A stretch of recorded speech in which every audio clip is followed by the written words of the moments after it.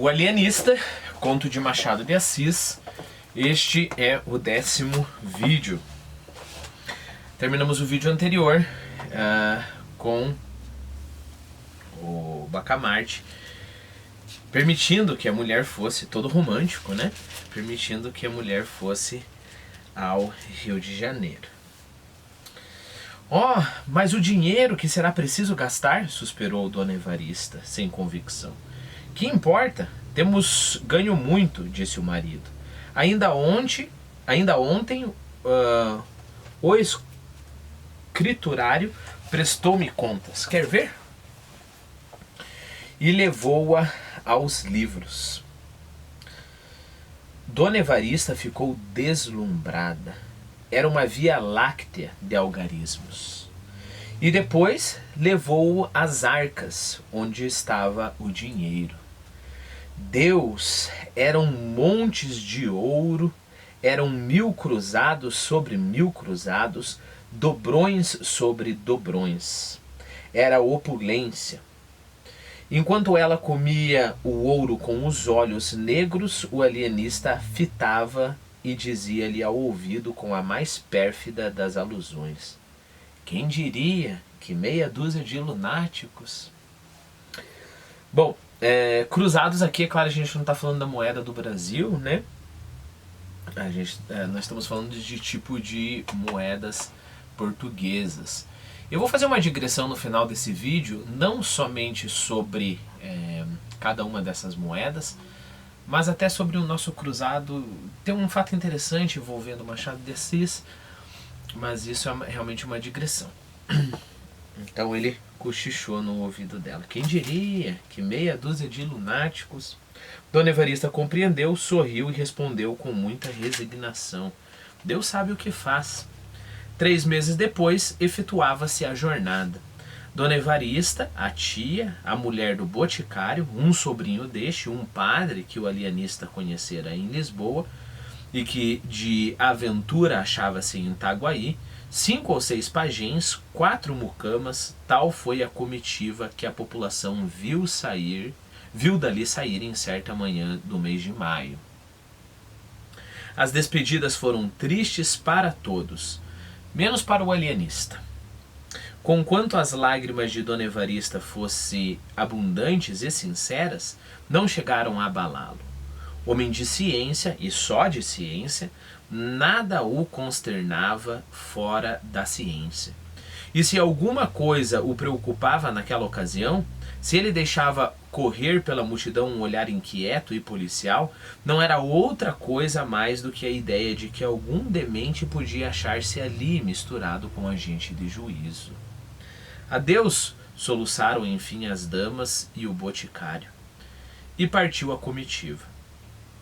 Crispim Soares, ao tornar a casa, trazia os olhos entre as 2 orelhas da besta ruana em que vinha montado. Simão Bacamarte alongava os seus olhos pelo horizonte adiante, deixando ao cavalo a responsabilidade do regresso. Imagem vivaz do gênio e do vulgo.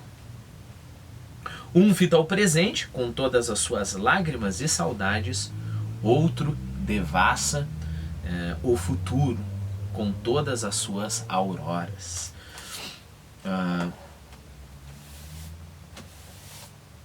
Então a gente poderia falar que o devassar o futuro, olhar para longe, né, também é ser sonhador, né? Enquanto o Crispim Soares, olhando ali para a cabeça da sua montaria, está pensando no que está acontecendo realmente aqui. Repare que com um leve deslocamento da descrição, eu poderia considerar um, como eu falei, sonhador, e o outro mais realista, né? O que efetivamente está acontecendo aqui é a minha mulher que está indo viajar, vou ficar longe dela, né? Enquanto o outro vê na ciência um futuro e um sonho. Bom, então a leitura, por enquanto, vamos encerrar por aqui a leitura, porque aí vai começar a parte 4, né?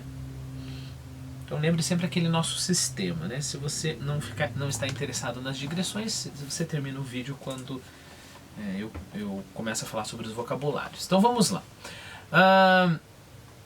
eu acho que aqui nós temos realmente só cruzado, o dinheiro ali, as moedas, né? E as minhas digressões. Então, primeiro de tudo, vamos resolver aqui no texto, né? Cruzado aqui é uma moeda de 400 réis, ok? Naquele tempo.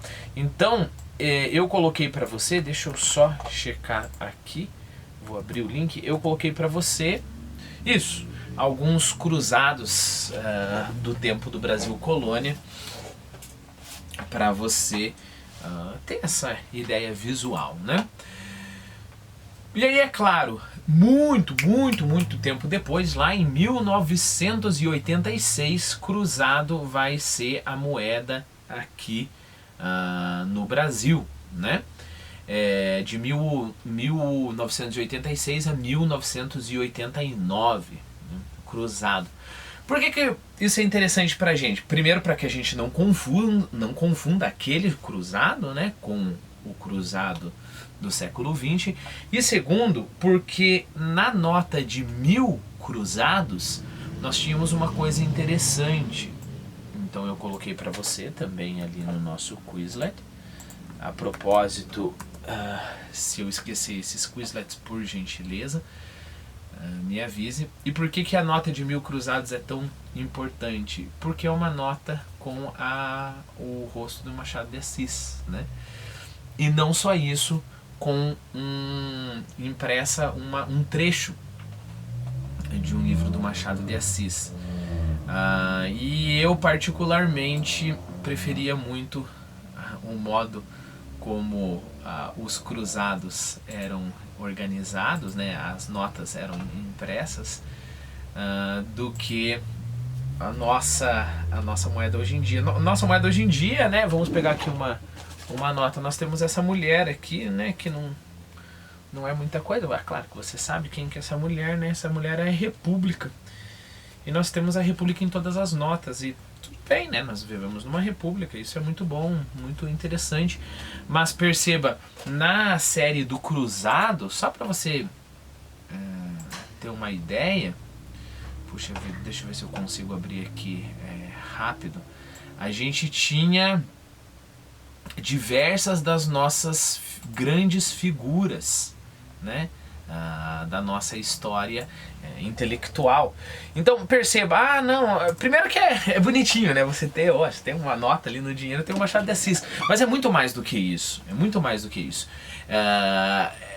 não só notas diferentes, mas é o fato de você respeitar, né, um modo de honrar a cultura. E por que é importante respeitar o Machado de Assis e honrar a cultura? Porque é um modo de dizer, olha, esses caras são importantes pra gente e a gente quer continuar o legado deles, né? Nós não estamos cortados do nosso passado, né? Nós estamos continuando alguma coisa.